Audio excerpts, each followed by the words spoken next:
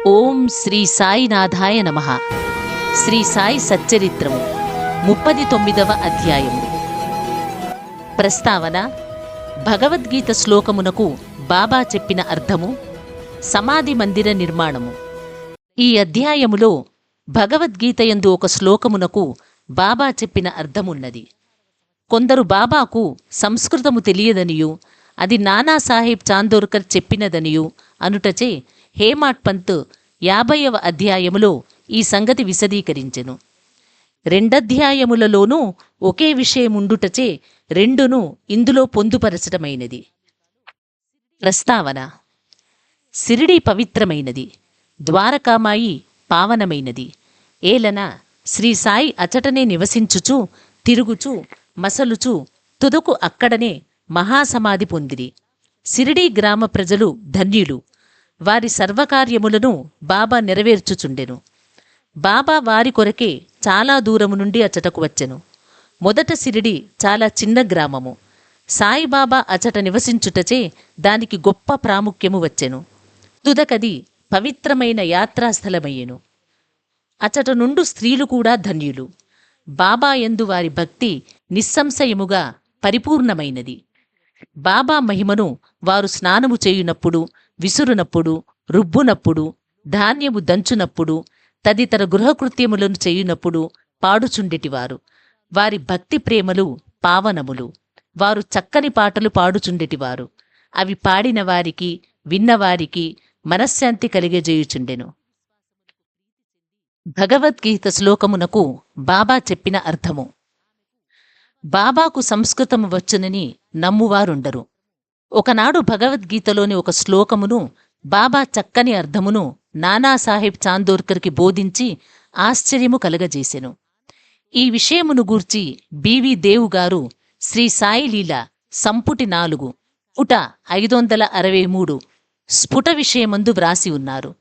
వారు స్వయముగా నానాసాహెబ్ చాందోర్కర్ వద్ద నుంచి కొన్ని సంగతులు తెలుసుకునుటచే ఆ వృత్తాంతము ఈ దిగువనివ్వబడెను. నానాసాహెబ్ చాందోర్కర్ వేదాంతమును బాగా చదివినవారు. ఆయన భగవద్గీతను వివిధ వ్యాఖ్యానములలో చదివియున్నందున తన పాండిత్యమునకు గర్వించుచుండెను. బాబాకి విషయముగాని సంస్కృతముగాని తెలియదని ఆయన అభిప్రాయము. అందుచే ఒకనాడు బాబా అతని గర్వమణచెను. ఆ తొలి రోజులలో భక్తులు గుంపులు గుంపులుగా రానప్పుడు బాబా భక్తుల సంశయములు తీర్చుటకు ఒంటరిగా వారితో మసీదులో మాట్లాడుచుండిరి. బాబా దగ్గర నానా కూర్చుని వారి కాళ్ళు నొత్తుతూ నోటితో ఏదో గొణుగు కొనుచుండెను. బాబా: నానా, ఏమి గొణుగుచున్నావు? నానా: సంస్కృత శ్లోకమును వల్లించుచున్నాను. బాబా: ఏ శ్లోకము? నానా: భగవద్గీతలోనిది. గట్టిగా చదువుము. నానా: భగవద్గీత 4వ అధ్యాయము 34వ శ్లోకము ఈ క్రింద విధముగా చదివెను. తద్విద్ధి ప్రణిపాతేన పరిప్రశ్నేన సేవయా ఉపదేక్షంతి తే జ్ఞానం జ్ఞానిన స్తత్వదర్శనః. నానా, అది నీకు బోధపడినదా? నానా: అవును. బాబా: నీకు తెలిసినచో నాకు చెప్పుము.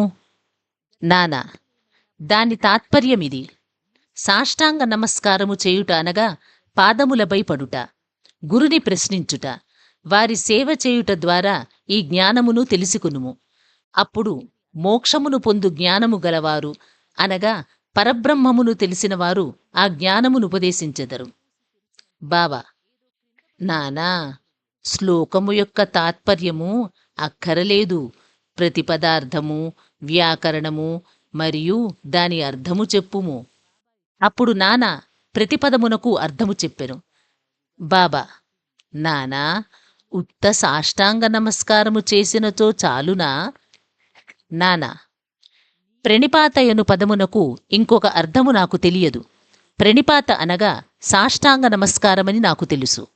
బాబా: పరిప్రశ్న అనగానేమి? నానా: ప్రశ్నలడుగుట. బాబా: ప్రశ్న అనగానేమి? నానా: అదే అనగా ప్రశ్నించుట. బాబా: పరిప్రశ్న అన్నను ప్రశ్న అన్నను ఒకటే అయినచో వ్యాసుడు పరియను ప్రత్యయమును ప్రశ్నకు ముందేలా ఉపయోగించను? వ్యాసుడు తెలివి తక్కువవాడా?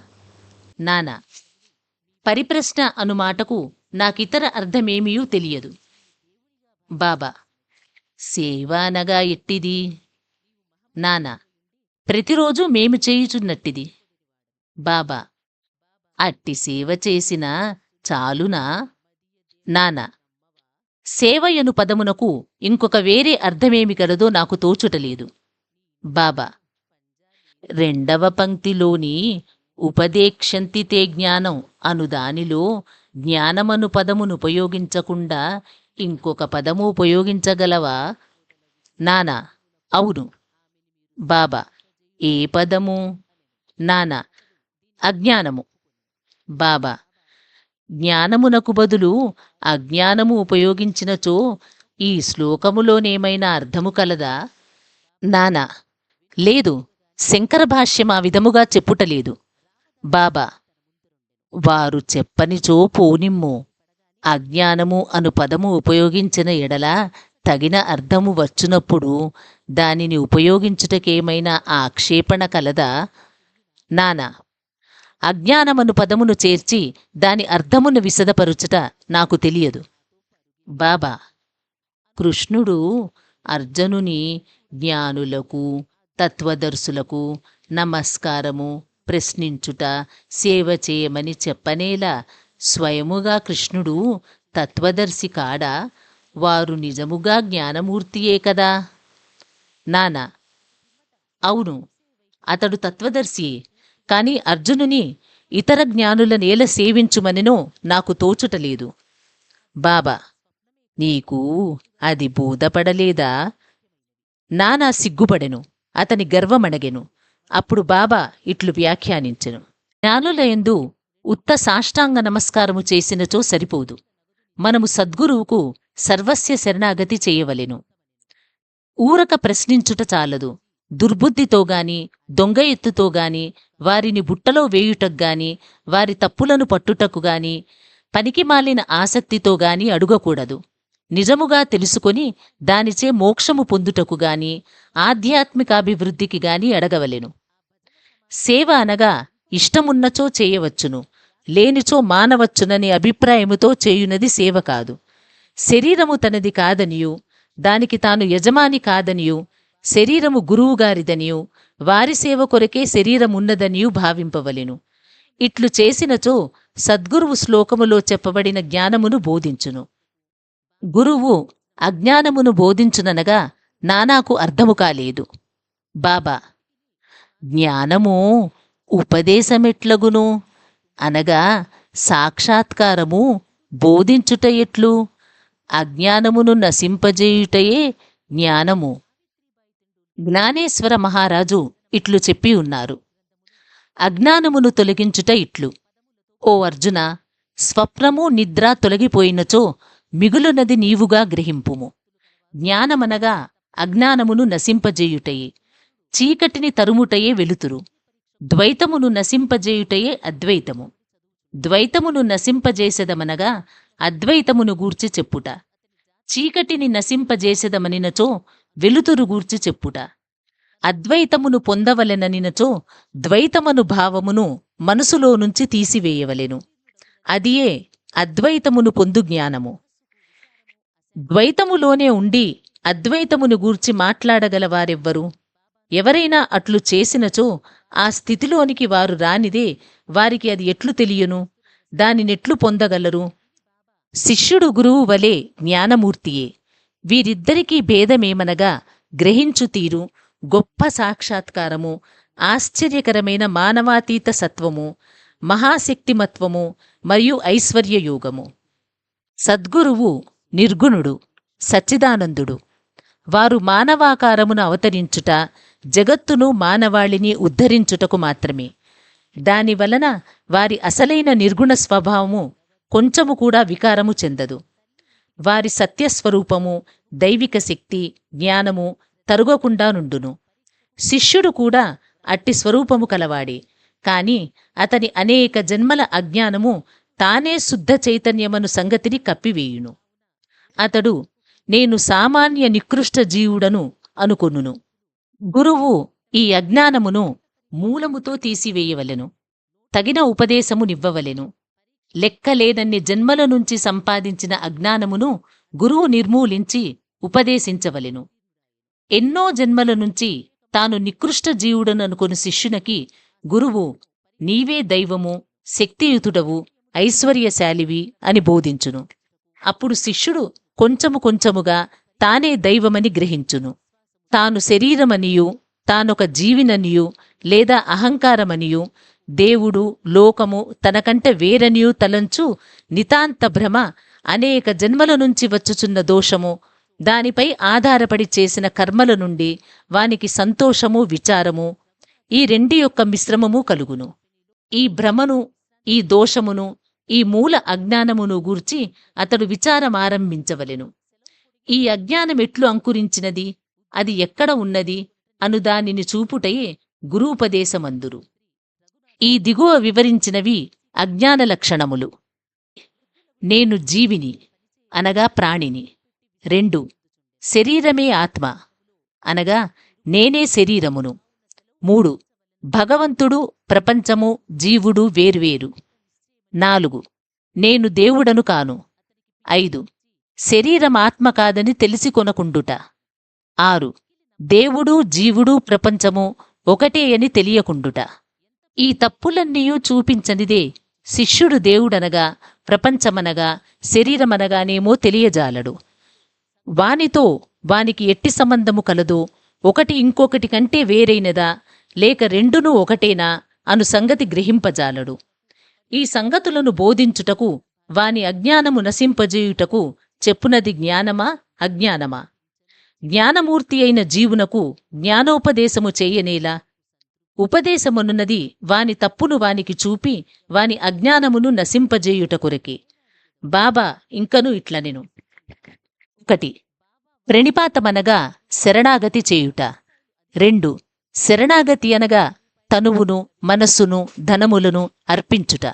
3 శ్రీకృష్ణుడు అర్జునుని ఇతర జ్ఞానులనాశ్రయించుమననేలా? సద్భక్తుడు సర్వము వాసుదేవమయముగా భావించును. భక్తుడు ఏ గురువునైనా శ్రీకృష్ణునిగానే భావించును. గురువు శిష్యుని వాసుదేవుడుగాను, శ్రీకృష్ణుడు ఇద్దరినీ తన ప్రాణము, ఆత్మలుగాను భావించును. అటువంటి భక్తులు, గురువులు కలనని శ్రీకృష్ణుడు తెలిసి ఉండుటచే వారిని గూర్చి అర్జునునికి చెప్పెను. అట్టివారి గొప్పతనమును హెచ్చి అందరికీ తెలియవలెననియే కృష్ణుడట్లు పేర్కొనెను.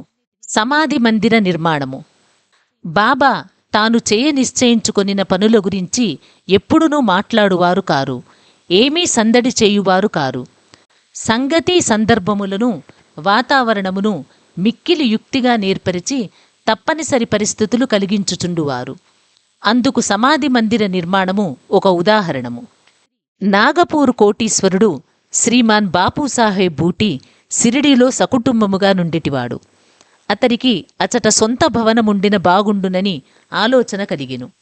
కొన్నాళ్ల పిదప దీక్షిత్ వాడాలో నిద్రించుచుండగా అతనికొక దృశ్యము కనిపించెను. బాబా స్వప్నములో నగుపడి ఒక వాడాను మందిరముతో సహా నిర్మించుమనెను. అచట నిద్రించుచున్న శ్యామాకు కూడా అట్టి దృశ్యము కనిపించెను. బాపూసాహెబ్ లేచి శ్యామ ఏడ్చుచుండట చూచి కారణమడిగెను. శ్యామ ఇట్లు చెప్పెను. బాబా నా దగ్గరకు వచ్చి ఒక మందిరముతో సహా వాడాను నిర్మింపుము, నేను అందరి కోరికలను నెరవేర్చెదను అనెను. బాబా ప్రేమ మధురమైన పలుకులు విని భావావేశమున మైమరిచితిని. నా గొంతుకు ఆర్చుకొని పోయెను. నా కండ్ల నుండి నీరు కారుచుండెను. నేను ఏడ్చుట మొదలెడితిని. వారిద్దరి దివ్య స్వప్నములు ఒకటే అయినందులకు బాపూసాహెబ్ బూటీ విస్మయమందెను. ధనవంతుడగుట చేతను, చేతనైన వాడగుట చేతను అచటొక వాడాను నిర్మించుటకు నిశ్చయించుకొని మాధవరావు అనగా శ్యామా సహాయముతో ఒక ప్లాను గీసెను. కాకాసాహెబ్ దీక్షిత్ దానిని ఆమోదించెను. దానిని బాబా ముందర పెట్టగా బాబా కూడా వెంటనే ఆమోదించెను. కట్టుట ప్రారంభించిరి. శ్యామ పర్యవేక్షణ చేయుచుండెను. భూమ్య పరిగృహము, భూగృహము, బావి పూర్తయ్యెను. బాబా కూడా లెండీకి పోవునప్పుడు, తిరిగి వచ్చుచున్నప్పుడు కొన్ని మార్పులను సూచించుచు సలహాలను ఇచ్చుచుండెను. మిగిలిన పని అంతయు బాపూసాహెబ్ జోగును చూడుమనిరి. అది నిర్మించునప్పుడు బాపూసాహెబ్ బూటీకి ఒక ఆలోచన కలిగెను. చుట్టూ గదులుండి దాని మధ్య ఒక విశాలమైన హాలులో మురళీధరుని అనగా శ్రీకృష్ణుని ప్రతిమను ప్రతిష్ఠ చేయవలెనని తట్టెను. బాబాకి సంగతి తెలియజేసి వారి అభిప్రాయమును కనుగొనవలెనని శ్యామకు చెప్పెను. వాడా పక్కనుంచి బాబా పోవుచుండగా వారిని శ్యామ ఈ విషయమడుగగా బాబా అందులకు సమ్మతించి, దేవాలయము పూర్తి కాగానే నేనే అచట నివసించుటకు వచ్చెదను అని వాడా వైపు చూచుచూ, వాడా పూర్తయిన పిమ్మట మనమే దానిని ఉపయోగించకొనవలెను. మనము అందరము అచ్చట ఉందము. అందరూ కలిసిమెలిసి ఆడుకొందము. ఒకరినొకరు కౌగిలించుకుని సంతోషముగా నుండవచ్చును అనెను. దేవస్థాన మధ్యమందిరము కట్టుటకు అది తగిన శుభ సమయమా అని శ్యామ అడుగగా బాబా సమ్మతించుటచే శ్యామ కొబ్బరికాయ తెచ్చి పగులగొట్టి పనిని ప్రారంభించెను. కొద్ది కాలములో పని పూర్తి ఆయెను. మురళీధర్ విగ్రహము తయారు చేయుటకు ఆజ్ఞాపించిరి. అది తయారు కాకమునుపే కొత్త సంగతి జరిగెను. బాబాకు తీవ్రమైన జ్వరము వచ్చెను. వారు కాయమును విడుచుటకు సిద్ధముగా నుండిరి. బాపూసాహెబ్ మిక్కిలి విచారగ్రస్తురాయెను, నిరాశపడెను. బాబా సమాధి చెందినచో తన వాడా బాబా పాదములచే పవిత్రము కాదనియూ, తాను మదుపు పెట్టిన 1,00,000 రూపాయలు వ్యర్థమగుననియూ చింతించెను.